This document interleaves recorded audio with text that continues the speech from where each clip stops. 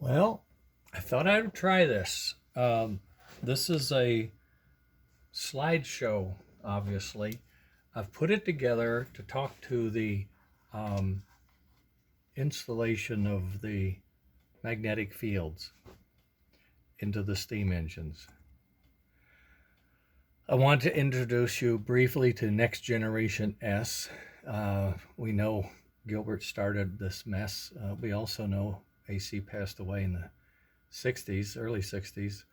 And after that, it's been fairly rough. So what am I doing? What's going on? Why say this? Well, I think there's an opportunity to revive the S scale and the S gauge, and I'm going to leverage what Gilbert's done with the flyer to do that. So what is it? It's upgrades and enhancements to the current engines that we all have, and what can we do with it to make it more modern, more fun, and bring in more people that want to use the train as a learning and teaching tool. So where are we? We have this permanent DC magnet we're going to talk about now for the fields. Also have a new digital reverse I want to share with you, and I have some other things coming up down the road that we'll get to as we go along.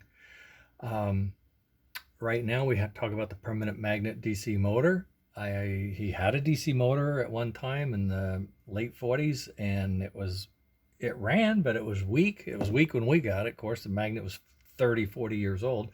The magnets we have now are called super magnets. They are extremely strong. You don't play with them, you use them, and if they fall out, they can fly across the room. Well, across the table anyway. We also have digital reverse, and we have some new features, and we have some new tools like the rolling road for testing engines that are assembled. You want to put them on the rolling road, you can run them, just watch the wheels turn, listen to the drive, look at the linkage, see how it's running, and also some other things that we're working on, standardized formats, ready to run chassis assemblies. I have some other things we can get to cover later next time. Now, the magnetic DC field is a little unique. It replaces the field as you know it. It is the red plastic looking thing that fits where the fields were. And there are two types of fields currently, the wired, which is the most common, and then the magnet. And this isn't his, but it's a frame like his, but this is the Gilbert DC field. This is Jim Shea's version of a magnetic field using the old frame pieces, which works excellent. I think it's like 25 bucks. The one we have is the same 25, but it's 3D printed plastic, and it uses a set of magnets. There is an early brush holder where you have slots, and a later brush holder where it's more of a cylinder with a coil spring. It's the only difference there. And we've been working at this for quite some time, and we're feeling now is a good time to let people know we have it, and we want to get it out in the field. So we looked at how do you go about doing it, and we have some steps: preparation, alignment, backlash, clearance, testing, and maintenance. So the steps, I'm going to cover each one briefly, but you can go through these slides yourself. I have limited time this evening, unfortunately. Obviously, you want to clean the engine as best you can. Make sure the armature is cleaned off. 2000 grit sandpaper works great. It really polishes that up.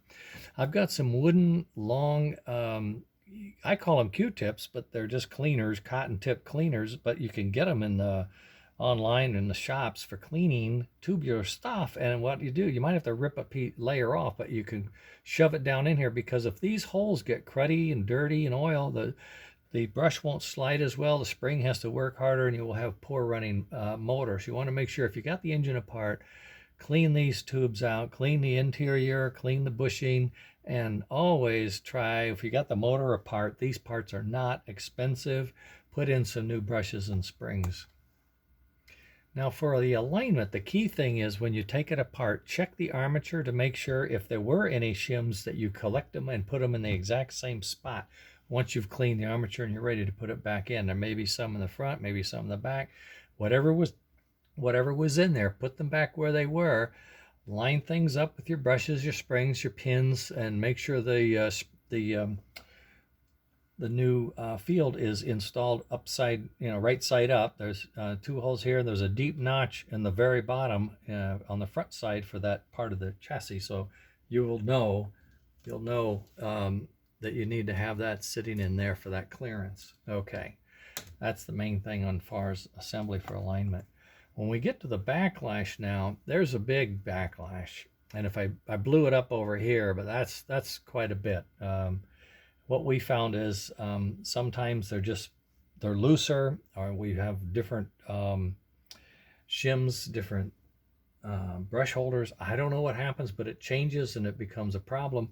So we have put in 3 or 4 shims sometimes to get this nice tight backlash. Now you want to see just a tiny bit of motion when you roll the wheels back. You want to see that there's looseness, and you want to know that the armature can spin, but you don't want slip slop back and forth in there. Backlash has to be free movement, but at a minimum of backlash.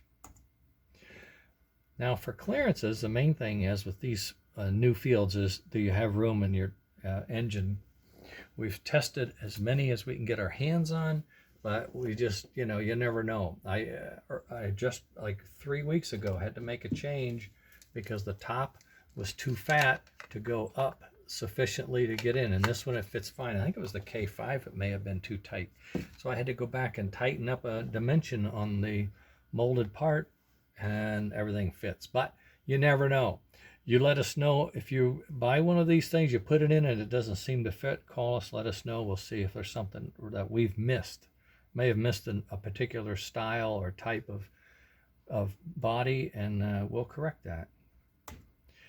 Now for testing, it's pretty straightforward. We do testing on the bench quite a bit. Here, the motor runs or it doesn't, but you also want to make sure it's running free, and that it has the power that you think it should. It should have more power. It should run at lower speeds with more capability, so it should take off at 20 or 30 instead of 40 or 50, and that's where you want to make sure that you've got what you need. And 17 volts is about the most everybody won't put to it, and that's what we would recommend. My transformer I test with is only 15, but it gets us where we want to go. I put it on my track. I can jack it up. Also, you want to just check it. If you made a long run, check the motor, feel the brush holders, make sure they're not real hot. Warm is normal. Engines, electronics get warm, but just make sure they're not hot. Then for maintenance, it's not a big deal. I mean, it's a piece of molded plastic and permanent magnets, so there's not a lot you're going to do to it. But if your track is bad, your wheels are dirty, you didn't oil the drive lines and whatnot, it's going to make the motor look bad. So make sure you take care of your track, your routine maintenance, and that will help this motor do what it can do best. As far as the wiring, the fields don't have any wiring, so that's not a problem. But you do want to look at the wiring into the brushes and everywhere else to look for fray and worn. The wires can get worn over time, especially the older ones. And just look for hot spots, check the brush holders, check the wiring, look for binding. I had an engine one time, I think it was a Hudson, it would take a turn and the wiring into the tether was so tight and stiff, it would actually lift the tender wheel off the track. I'd lose power in the turns. And it took me forever to figure out what it was. I was chasing the wires and all. So when you push your train through a turn and make sure their tether or your harness isn't causing some problems as well. Use your engine, have fun. It is fun. And we have some new stuff coming down the pipe, so be aware of that.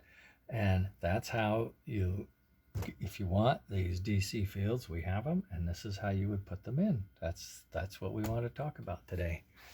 Not bad. I got it done. We're in time. Okay, later.